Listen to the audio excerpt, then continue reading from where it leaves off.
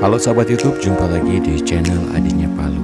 Kali ini saya mau berbagi informasi bagaimana cara memanfaatkan tangki-tangki semprot yang sudah rusak seperti yang terlihat ini.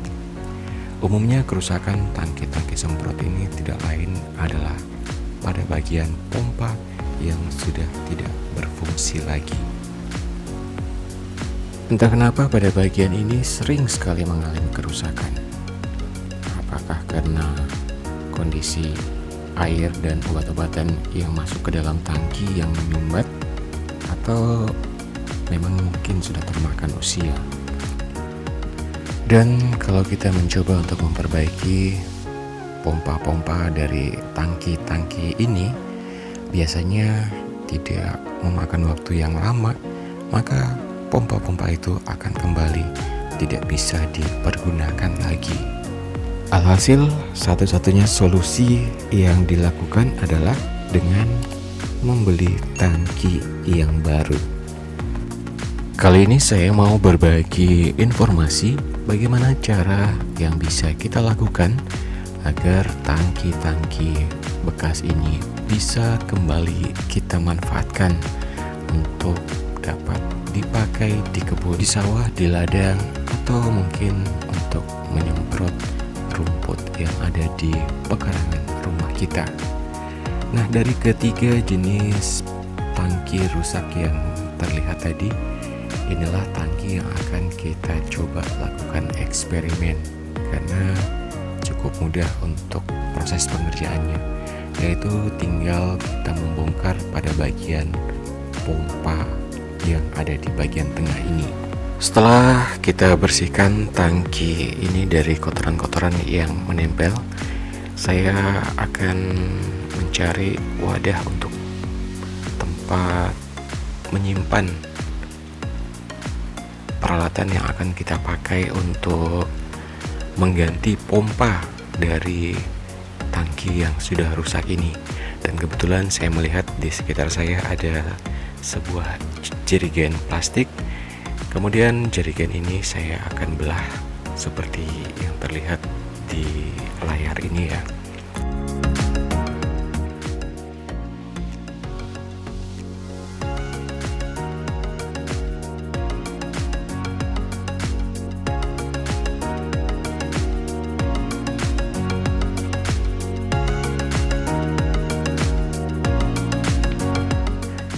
Dan setelah jerigen plastik tadi kita belah, maka penampakannya akan seperti ini. Atau teman-teman juga bisa melakukan kreasinya sendiri ya, bagaimana cara meletakkan pompa DC yang akan kita pakai sebagai pengganti pompa asli dari tangki ini.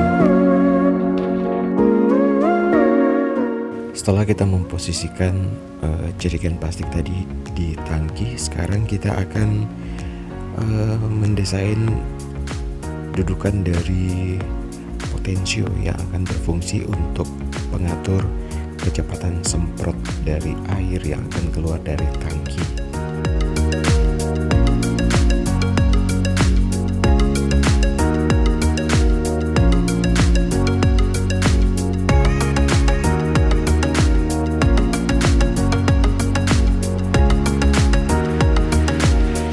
Setelah potensionya sudah terpasang, sekarang kita akan memasangkan pompa DC ke selang yang akan masuk ke dalam tangki seperti berikut ini.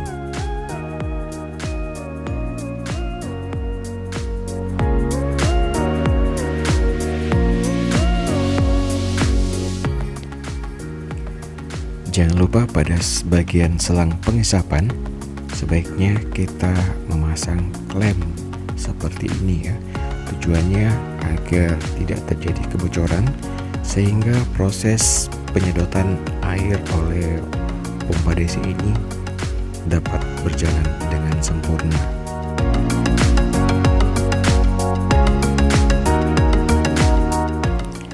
Langkah selanjutnya adalah pemasangan baut pada pompa DC di jerigen plastik yang sudah kita buat seperti ini.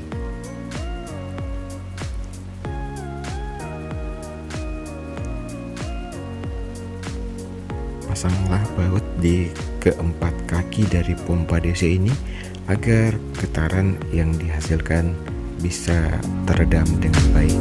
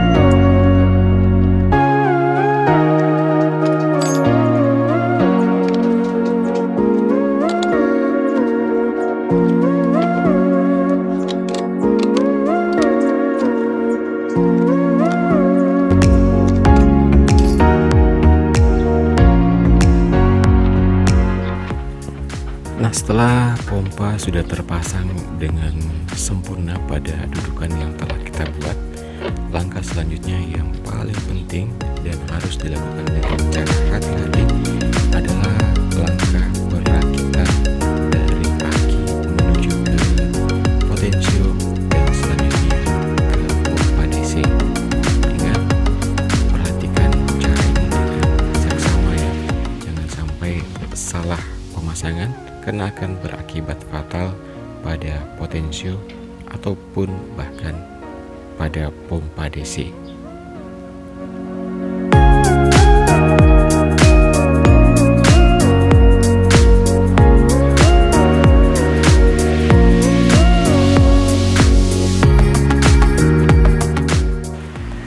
Sampai dengan saat ini ada dua jenis pengatur kecepatan atau potensio yang beredar di pasaran. Tapi dari kedua jenis tersebut prinsipnya sama, hanya berbeda di warna kabel, yaitu merah, hitam, dan kuning, sedangkan yang satunya merah, hitam, dan biru. Tetapi pada intinya proses kerja atau pemasangannya pun sama, yaitu untuk bagian yang berwarna kuning atau yang berwarna biru yang keluar dari speed control atau potensionya tersebut akan masuk pada bagian negatif dari pompa.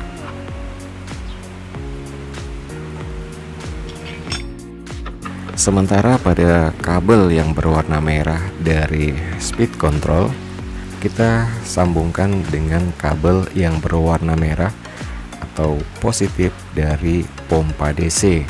Selanjutnya kita masukkan pada kutub positif bagian aki, dan yang hitam keluar dari speed control kita pasang pada bagian negatif aki.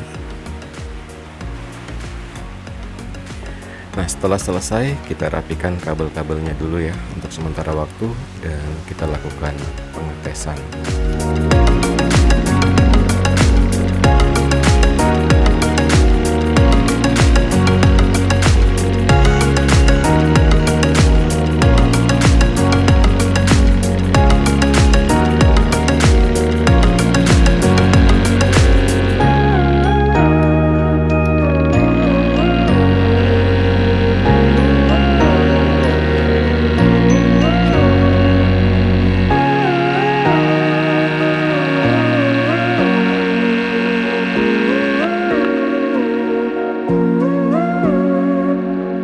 Pada saat pertama kali kita menghidupkan pompa ini, air memang tidak akan langsung keluar dari stick sprayernya.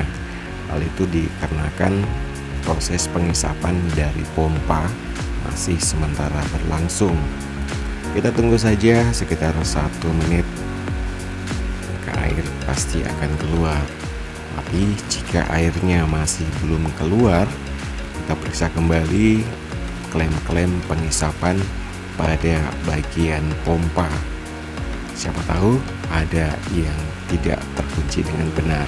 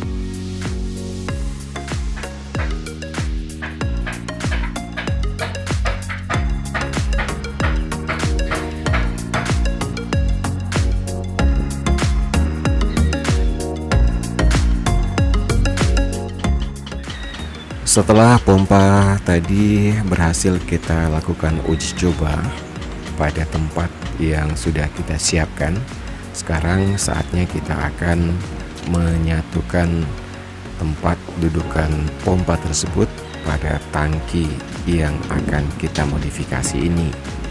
Untuk proses pemasangannya atau perakitannya bisa teman-teman lakukan eksperimen sendiri ya, bagaimana bagusnya, apakah meniru seperti yang saya buat atau membuat kreasi sendiri.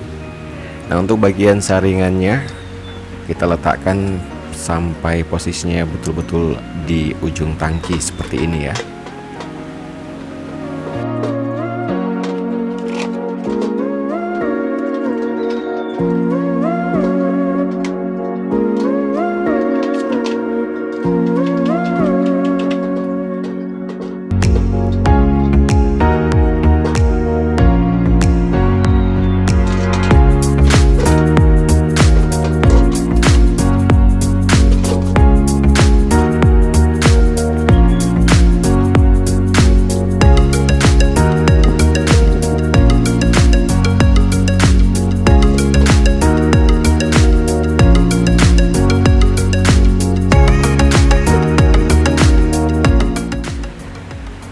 Nah, seperti inilah penampakan dari tangki yang sudah berhasil kita modifikasi dengan cara mengganti pompa aslinya dengan menggunakan pompa DC.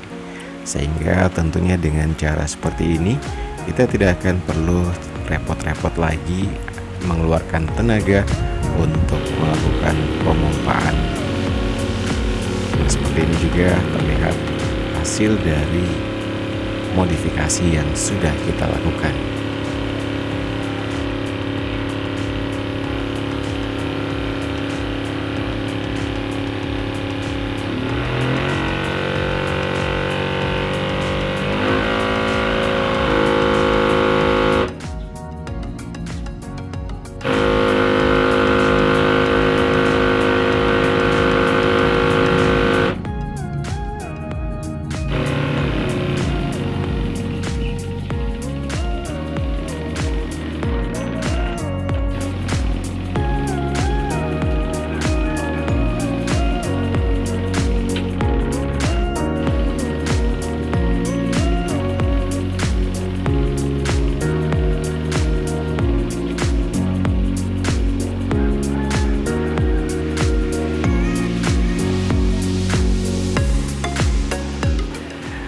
Nah, sampai di sini dulu kebersamaan kita untuk video kali ini.